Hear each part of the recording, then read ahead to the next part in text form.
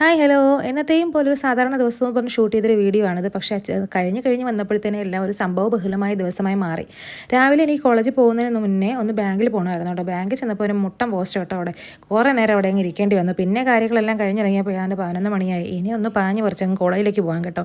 ഇപ്പോൾ സ്കൂട്ടിയിലാണ് യാത്ര. നേരെ കോളേജിലേക്ക് ഇപ്പോൾ സ്കൂട്ടിയും കൊണ്ടങ്ങ് പോകുന്നുണ്ട്. ഒരുപാട് സമയലാഭം. കോളേജിൽ കുറച്ച് പ്രോഗ്രാംസ് ഒക്കെ വരുന്നുണ്ട്. ഡെക്കറേഷനൊക്കെ ചെയ്ത് വെച്ചേക്കണം കേട്ടോ.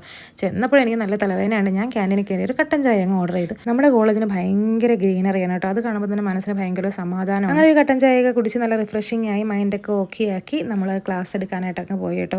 അപ്പോൾ ഇന്നത്തെ ക്ലാസ്സസ് എല്ലാം കഴിഞ്ഞ് വൈകുന്നേരം പോകാൻ ഇറങ്ങുമ്പോൾ ഉള്ള ആടയ ആഭരണങ്ങളെല്ലാം പ്രോപ്പറായിട്ട് അണിഞ്ഞില്ലെങ്കിൽ കരിക്കട്ടായി പോകും. അത്രയ്ക്ക് വെയിലാണ് അടിക്കുന്നത് കേട്ടോ. അതുകൊണ്ട് കൈയും മുഖവും എല്ലാം നല്ലതായിട്ട് ടാൻ അടിക്കുന്നതുകൊണ്ട് ഞാൻ പിന്നെ ഗ്ലൗസൊക്കെ വാങ്ങിച്ചൊരു മാസ്ക് ഒക്കെ ഇട്ട് കണ്ണാടിയൊക്കെ വെച്ച് സെറ്റായിട്ടാണ് പോകുന്നത്.